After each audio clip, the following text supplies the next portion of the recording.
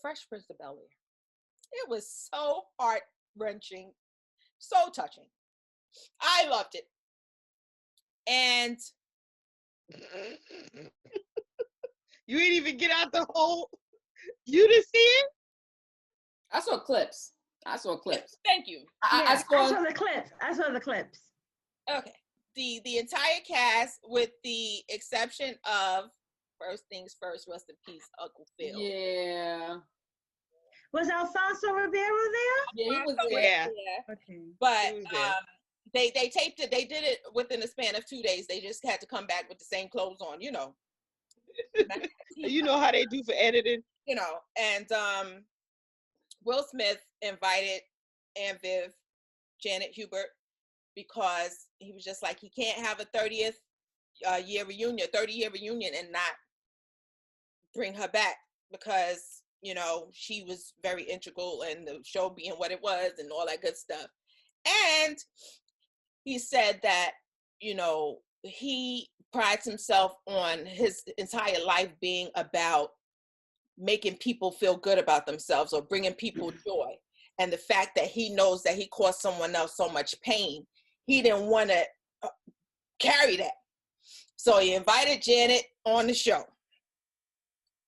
And it was real. Go.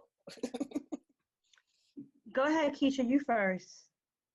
No, like I said, I saw bits and pieces, and I saw the part where she thanked him because it was like a cleanse for her, and you could tell she held on to that for years, and it actually held her back from moving forward in her career after the show. That's how she presented it, because she said there was a stigma against her because she was known as a difficult individual because of what he said about her, and that carried throughout her whole career. So this was like her coming out, and it's just her just due. Yes, it was great. I'm all for healing, and I just feel like she put a lot on him. I can see that. Instead of it being a two-way street. Yeah. And because I understand that she felt a way and that he was wrong, but she has kept it going for 27 years. And she was like, it was 27 it's been 27 years. So I understand that she was hurt, but I think she put so much on him, but he was not the end all be all. It was the network. There's other things involved. And I just felt like at some point, it's not just on Will. What you gotta say, Eve? Just to piggyback off of what you were saying, Shauna, she said in the interview that she didn't tell anyone actually what was happening in the house. Right. She was getting abused. She was doing all of this stuff, and she kept it quiet.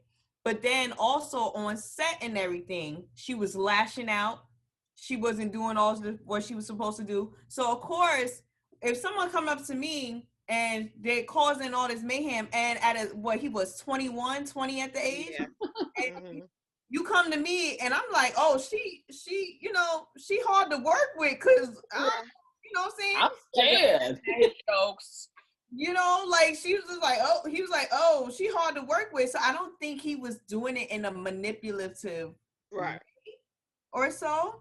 Because he was young. At 21, I don't know what I'm saying. I don't know what's going to happen outside of what's going to, you know what I'm saying? This was my first big acting gig. This was his first big acting thing. So he probably didn't know. And then especially if you're not saying anything, you just come into the set aggravated all the time and stuff like that. I'm like, shorty, you all right? Like, you know what I'm saying? He probably was like, do you know who I am? Like, you're going to be going tomorrow. And that's what happened. No. Let me ask you all a question. At work, if you have a colleague that is being nasty to you, they're rude when you approach them, you go to them, to discuss work and, their response is very aggressive. They come in every day. Some mornings, you'll say good morning and they may not respond. And it's a constant. It's a constant. Do you speak to your other coworkers about that sometimes? Yeah, I'll be like, this chick is difficult. Has anyone ever said that she anything didn't to know their who to manager? trust? She said she didn't know who to trust, so she just didn't say anything except for when it was action. Listen to what I'm saying though. But she was the one who admitted that she was going through things personally. Her husband was abusive and all of that, right? So this is what she was dealing with at home, and she brought it into the workplace. When you have a colleague that's bringing their home life into the workplace, that's causing disruption in how you all work with one another, 9 times out of 10 people go to their managers or they go to HR. Yep. So if I'm speaking, go to HR lady. So if I'm speaking to, say, someone who's in a position, like, every day Janet come in here, her attitude is like this, she's not, even if I said, let's run the line, she's grumpy, she's this, she's that. Doesn't mean that Will, she blamed Will, but was Will the only person that noticed that behavior from Janet? Right, but that's what I'm saying. Right. She put so much on him. Was she fired? Was she fired from the show? No. She wasn't fired. They offer her less screen time. Yes. And she said no. He specifically said he didn't even know what they offered her. Why would he? When you get a salary increase and you get a salary increase, I don't know. You don't know what the person next to you got. So why would he know? She was so nasty. In all of these years, she said mean and vile things about him, his wife, family, even his children. Yeah. What? Right. She said stuff about the kids? But wait, not only that. So yeah, it is. If to say that a Black woman, has it's difficult. It is. That is. Yeah. But go on IMDb and look up Janet Hubert. Go look her up on IMDb. She was not home sitting on accounting. She's not like Tanya Pickett who wasn't working at one time and lost her children and had to go on public assistance until she got back on Broadway. Okay, Janet Hubert was working. Yeah. If you go on IMDb, she has been working. She's been in movies. She's been on TV shows. Like, when you put all of this bad stuff about Will out there, people try to make it like, oh, Will that's why I said, watch what you said, Keisha, got dark skin, aren't they fired? And then, they brought on Daphne Maxwell Reid. Daphne Maxwell Reid on the show. So they replaced dark-skinned Viv with a light-skinned Viv. People made it a color issue. It wasn't about It wasn't a color issue. Somebody who was coming to work, right, not being professional. Right. That's what it was. And Daphne Maxwell Reid had been offered to audition initially before it started. Right. So people don't, but they made it a color thing. They made it a Will thing. Yeah. It was somebody who wasn't coming. And the sad thing about it is Janet Hubert is a Juilliard person. Yes, she could sing, she could dance. She is all type of talented. Yes. She is a Juilliard person, okay? Yes. You know what that means? She's not like your Nene Leakes who went on the Real Housewives and thinks she's a goddamn actress, okay? She's not that. That's not her. She's trained. So she is professionally trained. A professionally trained person went to work and wasn't professional. Right. So and why do you think? Wait. And if there was something going on in her personal life, she could have opted to say, hey, I need a leave of absence. Right. Yeah, they do that all the time. Can you work with me? Because on jobs, if something is going on, you can take a personal leave of absence. And they can rewrite the script. You know they do that all the time. Look at Martin and Gina.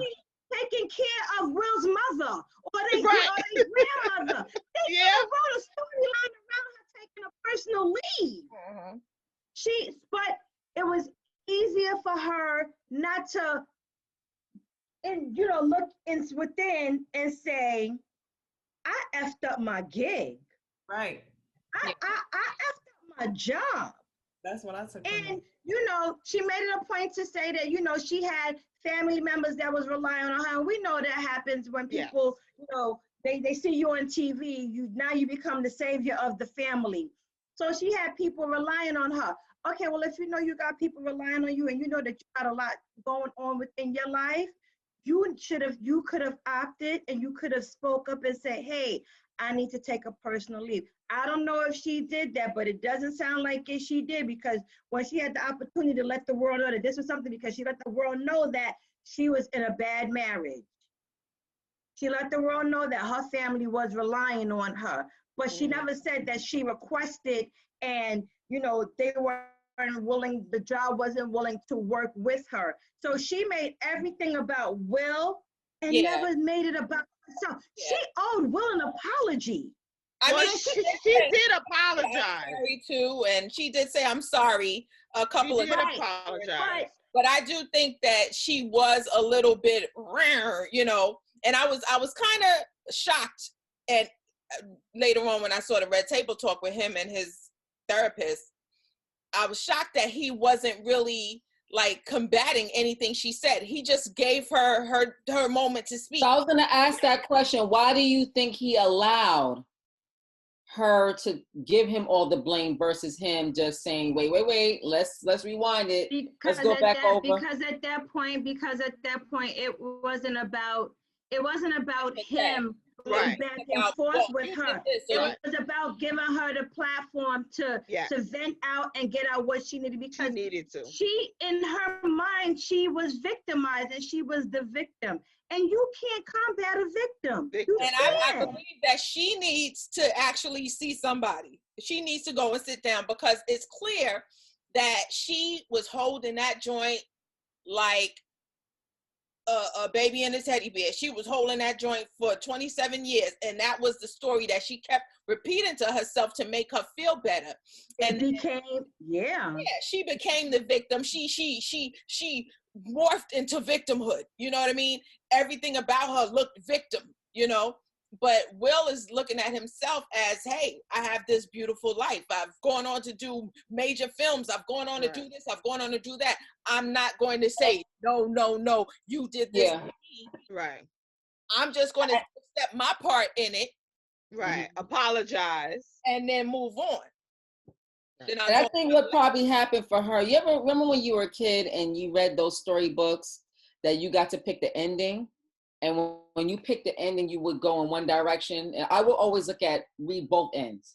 And so she probably surmised that had she not been, quote unquote, off the show the way she did, her ending probably would have been a little different than what it was. Because I'm pretty sure, yes, you say she has a resume on that website, but I'm pretty sure she figured that she could have been doing a whole lot better had she not been off the show. And you know what, Keisha? She probably could have been bigger. Yeah, because she is a Juilliard trained person. Mm-hmm. I mean, come on. It's not easy to, you and I just get accepted into Juilliard? It doesn't work that way. You understand what I'm saying? They want me pop locking, Right. It's not, I rip the mic and that's not getting you into Juilliard. Sorry. Yeah. So she could have been, however, she was a person going through a period in her life that she had to make a decision for her life that she didn't make at that time. She could have remained on the show. She could have accepted, at that time, she could have accepted less screen time. That would have helped her. And then within that time, And she it gave her the been time in a better situation. And then went and renegotiated the contract at the end of the year, you know? Exactly. But she was like, I'm not going to accept, 12 episodes or however many episodes. But Will 10. say 10, excuse me. But Will did say that he likened, because he already had issues with his mother and father. And his father was very abusive of his mother. And he said he took on the persona of a comic to keep his father laughing so that he wouldn't beat his mother. Right. And he was just like, when he got to the show of Fresh Prince, he looked at Viv and Uncle Phil as his family, as his parents. Wanted acceptance. And he would crack jokes, and he wanted Uncle Phil or James Avery, excuse me, to accept him and accept his acting because he didn't know what he was doing. Right. And he wanted, Viv, Janet, to accept him because he really didn't know what he was doing. So he's new, he's young. Right. So he she could have been a mentor to him. Like James Avery. And he looked the same way James Avery. Right. And he was like, I didn't think you liked me. Right. And you know what? I'll be honest with you. She could have had the attitude also as he's a rapper with the show. I'm Juilliard. Right. And I'm a Juilliard trained professional. Daphne Maxwell Reid said that. She was like, that's why. Yeah. He was a rapper. In the beginning, she was like, no, he's a rapper. Why? So right. And she was honest. And that's the thing. So it could have been a lot of that too. Like, oh my God, I'm on a show with a guy who calls himself the Fresh Prince. He's a rapper. And they actually gave him a show titled The Fresh Prince. I'm on his show. And it's like, oh my gosh. When she accepted the gig, like, you're on his show. And you know, shame on her for even because she needed to work. Shame on her, because if it was all that, then she shouldn't have had to audition. But if she needed work, then she would do what needs to be done to keep. You know what though? Like Chaya, like say you have a show like Arsenio Hall or something like that, and then you ask me to be your sidekick, and I get on your show and I'm sitting there on the couch like, they gave you all of this? Who the fuck they? And I have an attitude with you through the whole show. Like, damn, like I'm gonna come on your show and give you attitude. It's not the same. It would be if you were a communications major throughout, in college, and that's what you know what it's like. It's like Cardi B and Nicki Minaj. Thank you. How? Because Nicki Minaj, the whole time when she was having her tantrum like Trump, she kept saying, Cardi B does not write her rhymes. I write my rhymes. I'm a real rapper. So on Bill was on his show, I'm a Juilliard graduate. I'm a real actress. Why did he get his own show? But she is, but she was. And it's not the same like Nicki Minaj and Cardi B, because it's not. She is a trained professional. Right. She is. And a trained professional. Let's just think about it, because I talk about this all the time with television. The fact that reality shows get the ratings that they do, and we have a bunch of trained professionals not getting jobs. They're not getting work. Keisha, just think about you're a mother. Just think that you harnessed and you paid for your child to be this trained actor, and she can't book a deal. She can't because you got some little girl on Instagram getting a show. Think about that. Think about that. But it's the reason why I think I have a little I'm questioning it, because she came into his circumference. She came on his show with an attitude. Like for example, when I first became a nurse, and I remember one of my first gigs was a nursing home, and I had my RN badge on, and it was home health aides that were probably in their 30s, 40s, and 50s that looked down on me, because I'm coming in brand new out of nursing school, don't know crap. Basically what I learned from a textbook, and they gave me attitude because I came in there, I'm probably making double what they were making, and I would ask them to do things, and they would basically give me probably be like, what? Because they were like, who you think you is? I've been here in this building for years. You come in here making double what I'm making overnight. So I got flack in the beginning. So I understand it across the whole board, but my whole thing is Aunt Viv should not have been on the set giving that little boy attitude when she should have ate humble pie and was grateful to God himself for giving her a gig to feed her family. But what's that thing? She kissed a gift horse and whatever that saying is. But again, Keisha, she said that it was what she was going through in her personal life. Mm-hmm. Her issue was what was happening to her in her personal life.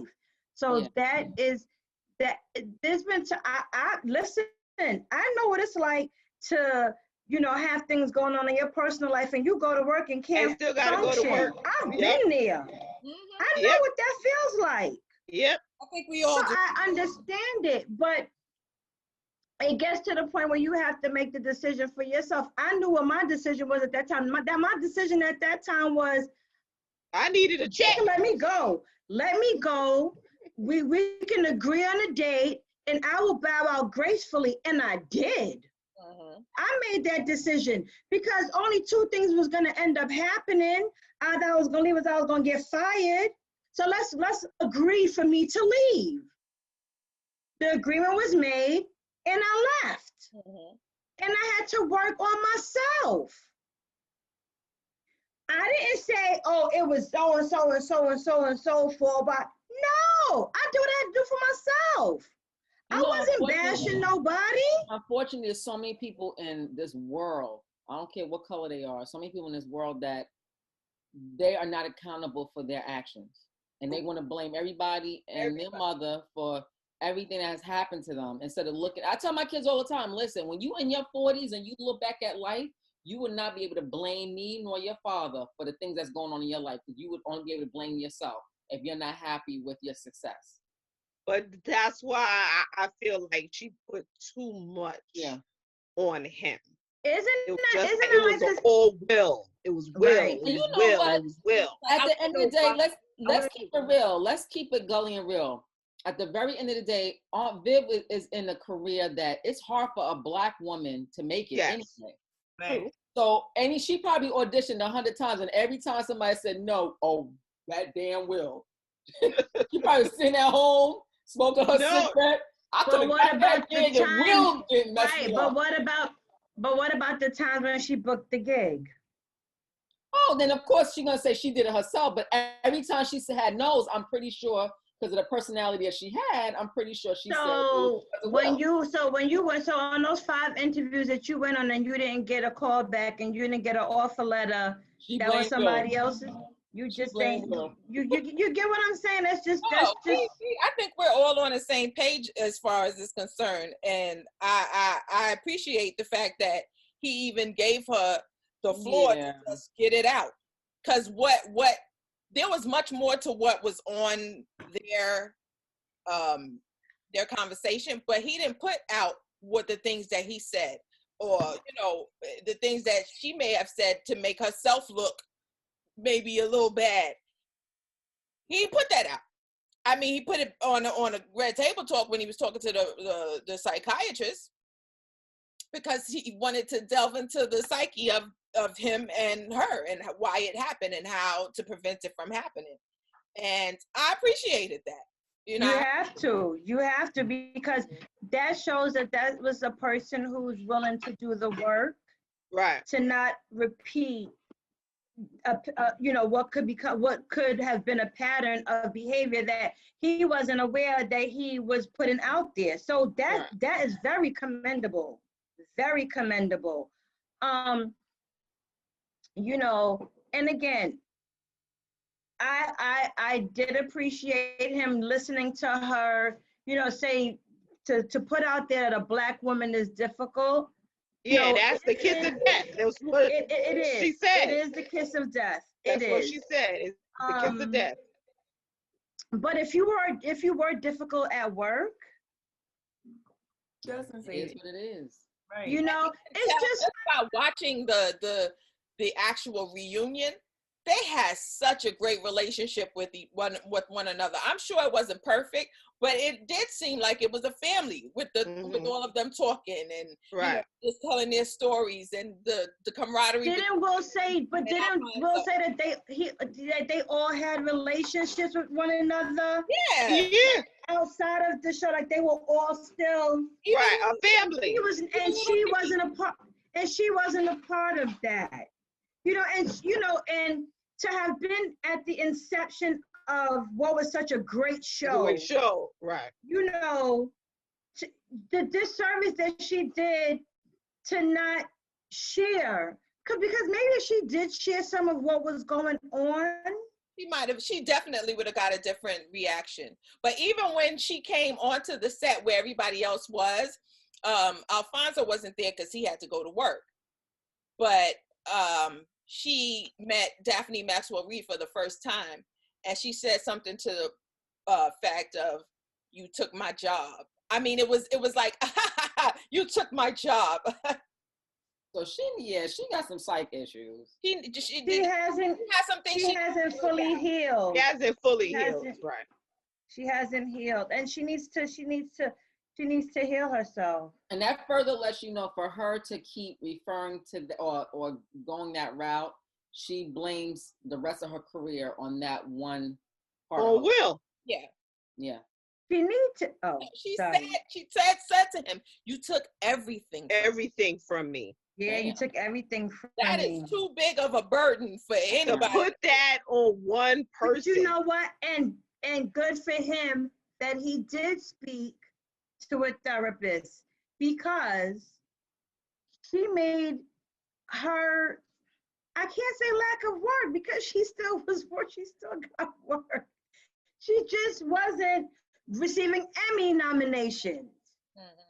But his therapist said, "How do you feel after you sit and see that? Because that is a lot shaking. He was to take on you. I can't physically to put on you." He said, "Handle that." He was like, she put so much on him, and I just didn't think that was fair. Damn. Yeah, it was like, okay. Like, to say that you took everything. I was just like, wow. She was complaining about him being a rapper. She's lucky he wasn't DMX or one of them other dudes. So they would have like, really? They would have shredded the pieces. It's crazy, because Will took everything away from her. And earlier we spoke about abusive relationships. Right. Wasn't that person the one who took everything away from her? Right. The way you treated me impacted my job. Yep. Yeah. For the fact that when she was pregnant, they still wrote the script around her pregnancy. Yeah, this is what I'm saying. Little Nikki came on the scene because of her. Yeah, right. Because of her. And you know what? Because I've been around some people that just, like when somebody come to work with an attitude. I've been around people. That's why I'm a visiting nurse, because I like to be in my car by myself. I go in the patient house. I come out. I don't like to work with people and their attitudes. Like I wouldn't have been able to be on that set all them years with her, because she would have been off by the third show. Mm-hmm. I'm sorry. Well, it wasn't the first. It wasn't all 3 years. Right. It was that last year. That last year. Okay. So they were saying things were fine before that? Yeah. Yes. And then everything was that third season came on, and she wasn't really. It was that third season. You know what? Then okay, so this is a different spin. I agree with everything we just talked about up to this point. But like, and I'm the type of person, if somebody's different around me and I've known you for a couple years, I'm gonna be like, yo, we need to figure out what's going on in your life because something's not right. But she didn't say anything. Well, something I read the other day, somebody did speak to her on, hey, what's up with you? What you doing? Right. You know, what you're doing is not gonna work for you. This is gonna cause more problems than anything. And this was a co-worker on the show. It was James? the British who? No, it was The butler. yeah, it was Jeffrey. Jeffrey. Mm. And what happened? She was so stuck in that space that she was in, that how you said the person couldn't see the forest, for the trees. Yeah. It was that. And again, I get it. I understand when you have a lot going on in your personal life. Yeah, like you can't see past here. Your vision. I remember sitting, I tell this story all the time. I remember sitting in church, New Year's Eve, crying my heart out like, yo, I got to do something different because this is not working for me. But if you're not getting to that space where you're saying I got to do something different, and or you still stuck there, you're not seeing anything. Why y'all see now how you got Yvette laughing? Well, I was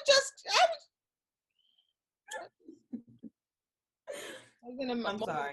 Oh wait, refresh my memory. Did he like go to the tabloids and say that she was a difficult woman to work with? No, but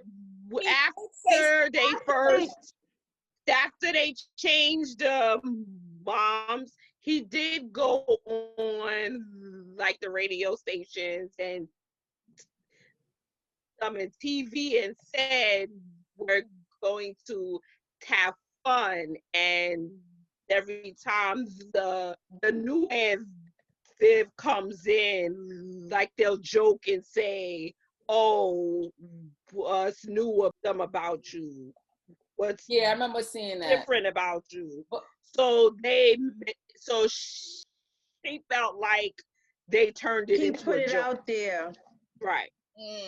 He put it out there, and once he put it out there, that was the window for her to start lashing. Because now she's enraged. So just think about it. Now you raging.